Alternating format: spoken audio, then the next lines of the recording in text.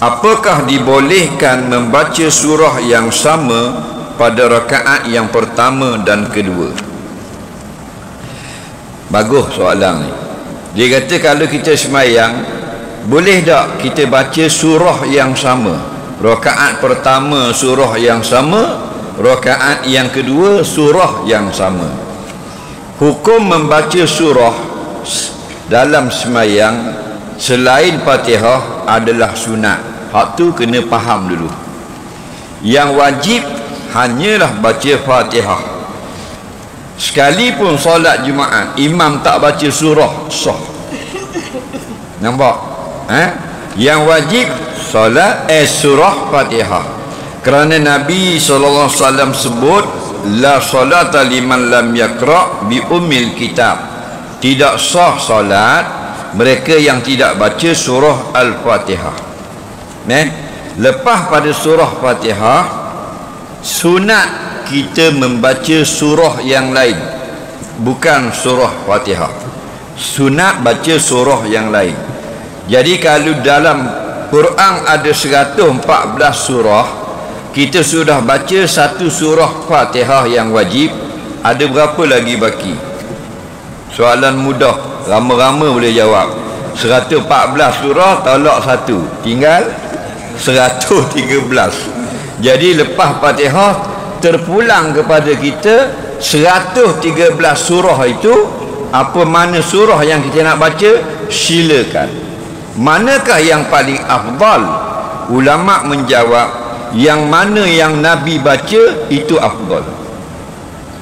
Tapi kalau Nabi tak baca, dalam hadis tak ada datang Nabi baca surah itu, kita baca harus. Contoh, semayang maghrib, Rasulullah baca surah Qul ya ayyuhal kafirun. Tidak ada hadis yang datang Nabi baca surah Yusuf. Kita baca lepas maghrib surah Yusuf.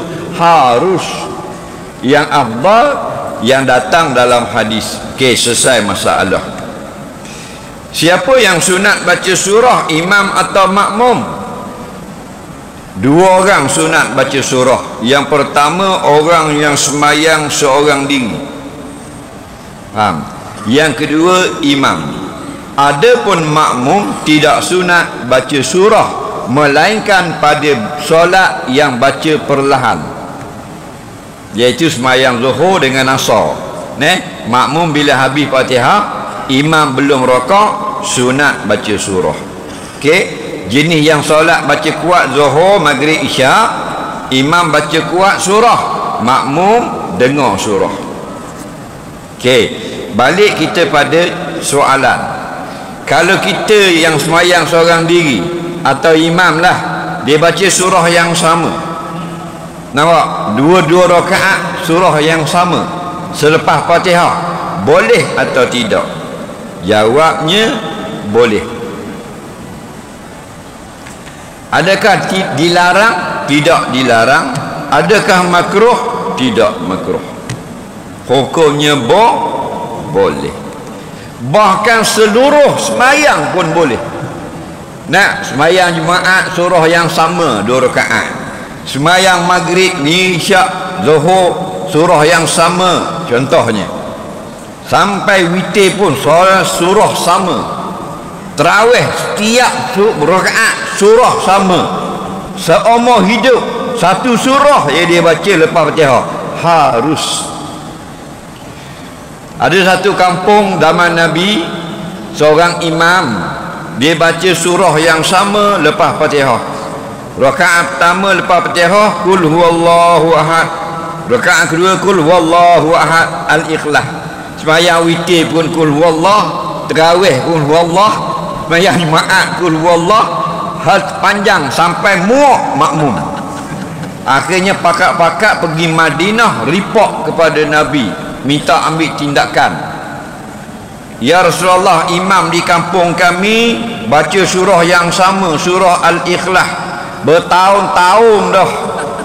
Jadi nak ambil tindakan lah, suruh ambil tindakan lah. Nabi kata, ada saksi? Ada. Memang saya saksi hari-hari sepanjang tahun surah Al-Ikhlas. Nabi kata kalau begitu sahih, balik beritahu imam itu nanti surah Al-Ikhlas akan pimpin dia masuk syurga. Jadi balik ramai-ramai tak jadi apa komplain. Nah, jadi ulama pun fatwa, Al-Imam Nawawi fatwa harus, okey, dia suka surah tu. Nah, dari makmum komplain, makmum memang tugas dia komplain. Nampak? Dia bagian tukang komplain, suruh dia ke depan, baru dia kencing atas sejadah tu. Nah.